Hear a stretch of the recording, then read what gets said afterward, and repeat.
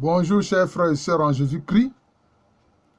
Je vous salue humblement dans le précieux nom de notre Seigneur Jésus-Christ. Comme promis, je voudrais parler de la Vierge Marie dans le Coran. Alors, on parle surtout de la Vierge Marie dans le Coran, principalement dans deux sourates. Deux sourates. Notamment la sourate 3, qui est intitulée Al-Imran, c'est-à-dire la famille d'Imran, et la sourate 19, qui est intitulée justement Mariam. Parce que dans l'islam, la Vierge Marie est appelée Mariam. Chez les Hébreux, chez les Juifs, c'est Myriam. En français, on dit Marie. Voilà. Alors, il est dit que dans ce passage de la sourate 3, Al-Imran, notamment au verset 36, il est dit qu'en fait, le père de la Vierge Marie, ici est appelé Imran. Alors que nous savons que dans le christianisme, c'est que c'est Joachim, Joachim. Ici, c'est Imran. Et quand sa femme, la femme d'Imran, donc la mère de la Vierge Marie, que nous appelons Anne ou Anna, allait accoucher, elle avait promis qu'elle consacrerait son enfant à Dieu. Et il se trouve que c'est une fille. Voilà. Peut-être dans son cœur, elle aurait voulu que ce soit un garçon. Mais donc, quand elle accouche, c'est une fille. Et elle l'a appelée Mariam. Mais elle a consacré quand même sa fille Mariam à Dieu. Et qu'est-ce qu'elle a dit? Qu'elle place sa fille Mariam et sa descendance sous la protection d'Allah contre le diable, le banni. Cela, vous trouvez ces informations au verset 36 de la sourate 3. Voilà. Les sourates sont en quelque sorte les chapitres. Voilà. Ce sont les chapitres. Les sourates dans le Coran, ce sont les chapitres. Voilà. Donc, à la sourate 3, au verset 36. Donc, la mère de la Vierge Marie a placé la Vierge Marie et sa descendance sous la protection de Dieu contre le diable qui est le banni.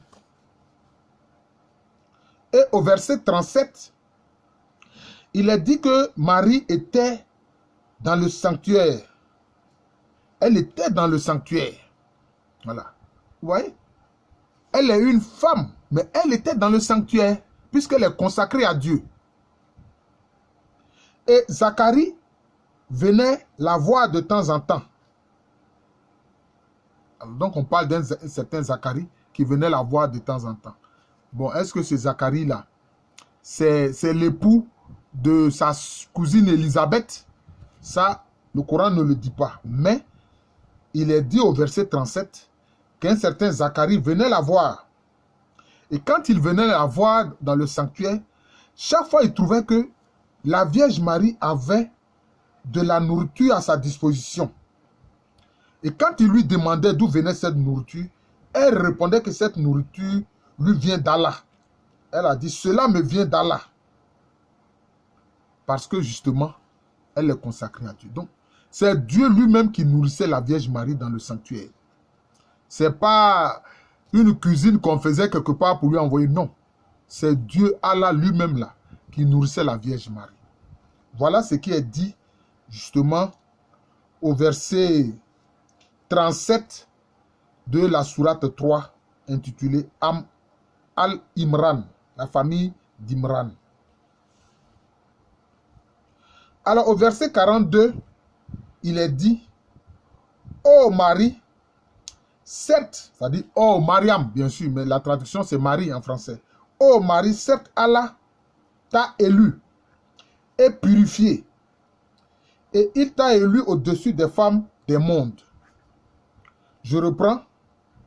Ô Marie, certes Allah t'a élu et purifié, et il t'a élu au-dessus des femmes des mondes. Voilà. C'est comme ça que cela est écrit. Voilà. Donc vous voyez, le privilège, la grande grâce que la Vierge Marie a reçue, eh bien le Coran en parle, notamment toujours à la sourate 3, au verset 42. Alors au verset 45, toujours de cette sourate 3, il est dit, ô Marie, voilà Allah t'annonce une parole de sa part. Ô Marie, voilà Allah t'annonce une parole de sa part. Son nom sera Al-Masih Issa. C'est-à-dire, donc, l'annonce de la venue, de la naissance de Jésus. Donc, vous voyez ici, Jésus est appelé Al-Masih Issa. Al-Masih, c'est-à-dire le Messie Issa, le Messie Jésus. Fils de Marie, illustre ici-bas comme dans l'au-delà, et l'un des rapprochés d'Allah. Donc, je reprends la lecture de ce verset 45 de la sourate 3. Ô Marie, voilà, Allah t'annonce une parole de sa part. Son nom sera Al-Masih Issa, fils de Marie, illustre ici-bas, comme dans l'au-delà, l'un des rapprochés d'Allah. Donc, vous voyez à travers ce verset, ça renvoie un peu à l'annonciation, sauf que c'est Allah même qui parle et non ici Gabriel qui traduit la parole, qui transmet la parole d'Allah. Ici, c'est Allah même qui parle directement. Et il lui annonce en fait la naissance de Jésus. Jésus dont elle va donner naissance. Et on appelle ici Al-Masih Issa, c'est-à-dire le Messie Issa, le Messie Jésus. Donc, ils reconnaissent que Jésus est le Messie. Ils reconnaissent que Jésus est le Messie. Voilà. Maintenant, à la sourate 19, c'est-à-dire la sourate qui est intitulée Mariam. Voilà, la sourate 19 qui est intitulée Mariam. Donc, le chapitre 19 du Coran. Alors, des versets 17 à 22, justement, on parle de la Vierge Marie. Mais, justement, à ce niveau-là, il est dit à Marie qu'elle va donner naissance, justement, à un enfant, à un fils, qui est le Messie Al-Masih Issa. Mais il y a un verset intéressant, c'est le verset 24 de cette sourate 19, intitulée Mariam. Il est dit qu'au moment de l'accouchement, Dieu Allah place au pied de Marie une source. C'est au verset 24 de la sourate 19. Il faut lire ce verset-là. Que Allah a placé une source au pied de la Vierge Marie. Au moment où elle allait donner naissance au Messie Jésus. Vous voyez. Et puis, au moment où elle a accouché, qu'elle rentrait chez elle, ses parents étaient étonnés de voir un enfant dans ses mains. Ils étaient étonnés. Et pour eux, ils disent, mais comment? Comment se fait-il que tu as un enfant? Et puis, qu'est-ce qu'elle fait? Elle fait le geste en direction de son fils, de l'enfant, du bébé qui est dans ses mains, dans ses bras. Et puis, ses parents lui disent, mais comment? Tu veux nous dire que quoi? Que cet enfant va parler? Et effectivement, Jésus a parlé, l'enfant Jésus a parlé. Un nouveau-né qui parle. C'est ce que dit en tout cas le Coran. Donc voilà les informations principales qui concernent la Vierge Marie. On reconnaît que c'est vierge qu'elle a mis Jésus Al-Masih, comme il appelle Al-Masih Issa au monde, que Dieu l'a choisi et purifié spécialement. Dieu l'a élevé au-dessus des femmes des mondes. Voilà, les femmes des mondes. Cela veut dire que pour eux, ça ne concerne pas seulement la femme, les femmes qui sont sur terre, mais c'est-à-dire les femmes de l'univers, Parce que les musulmans croient que dans l'au-delà musulman, dans le paradis musulman, qu'ils appellent le Firdaus, il y a des êtres féminins là-bas qu'ils appellent les Houris. Il y a des êtres féminins au Firdaus, le paradis des musulmans, où il y a des femmes là-bas qu'on appelle les Houris aux grands yeux noirs. Ce sont des êtres féminins, comme des femmes quoi, qui sont dans le paradis des musulmans.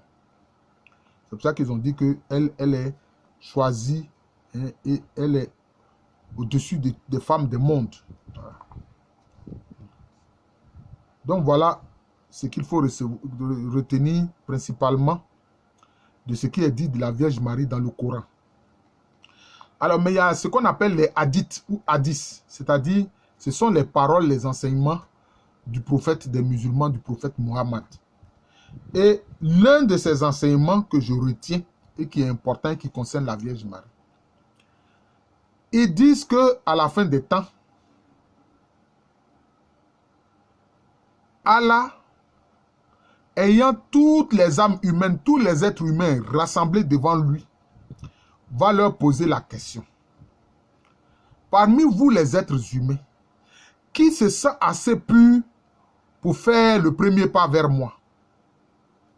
Tenez-vous bien, chers frères et sœurs chrétiens. Tenez-vous bien, équipiers du rosaire. Tenez-vous bien, légionnaires. Tenez-vous bien, vous qui avez la dévotion mariale. C'est la Vierge Marie qui, la première, va faire le pas vers Allah. Et comme disent les musulmans, Allah subhanahu wa ta'ala, Allah le glorifié, Allah le glorieux Allah, pardon. Allah le glorieux Allah. C'est la Vierge Marie qui, la première, va faire le pas vers lui. Parce que vraiment, elle est d'une pureté immaculée. Et il a dit quoi? Ça, c'est à la fin des temps que Allah va demander cela aux êtres humains. Et donc, quand nous disons qu'elle est immaculée, voilà ici, un des enseignements du prophète des musulmans le reconnaît. Qu'à la fin des temps, à la fin du monde, Allah, ayant tous les êtres humains rassemblés devant lui, va leur demander, parmi vous qui est assez pur pour faire le premier pas vers moi. C'est la Vierge Marie qui va faire le premier pas vers Dieu, vers Allah. Je vous remercie. Que Dieu guérisse les malades du Covid-19, qu'il console les parents qui ont perdu des êtres chers dans cette affaire, dans cette pandémie, et qu'il protège ceux qui sont encore en bonne santé. Je vous remercie. Je suis le frère Jean de l'amour de Jésus. C'est mon nom spirituel. Et c'est le nom aussi de cette chaîne YouTube. Pour avoir accès à cette chaîne YouTube, il faut taper Jean de l'amour de Jésus. Les mots sont séparés. C'est séparé. C'est écrit normalement Jean, comme Jean l'évangéliste, Jean de l'amour de Jésus. Et quand c'est fait, quand vous ouvrez ça sur YouTube, cliquez sur le cercle dans lequel il y a le Sacré-Cœur de Jésus. Et vous aurez 200 vidéos à disposition. 200 vidéos d'enseignement. Voilà. 200 vidéos d'enseignement. Souvent, il est dit que quand on convoque le peuple chrétien à des enseignements à l'église, ils n'y vont pas. Mais aujourd'hui, à partir de votre smartphone, votre téléphone, sur Internet, bon, vous avez les enseignements. Et moi, je vous propose plus de 200 enseignements. Voilà. C'est ce à quoi le Seigneur m'appelle. C'est moi aussi le petit rôle que je joue, hein, dans l'église pour l'annonce de la bonne nouvelle. C'est ça mon rôle. C'est d'être un enseignant, hein, de la parole de Dieu. Et même il est dit que pour nous autres qui enseignons la parole de Dieu, nous devons faire attention. Parce que si nous faisons des bêtises, alors le Seigneur sera plus dur avec nous. En tout cas, que le Saint-Esprit nous fasse être fidèles au Seigneur. Voilà. Je vous remercie. Comme je l'ai dit, mon nom spirituel, c'est Jean de l'amour de Jésus. Et à l'état civil, je suis le professeur Alou Kwame. Et ne manquez pas de partager ces vidéos sur tous les réseaux sociaux qui sont disponibles. Merci encore et bonne journée à tous.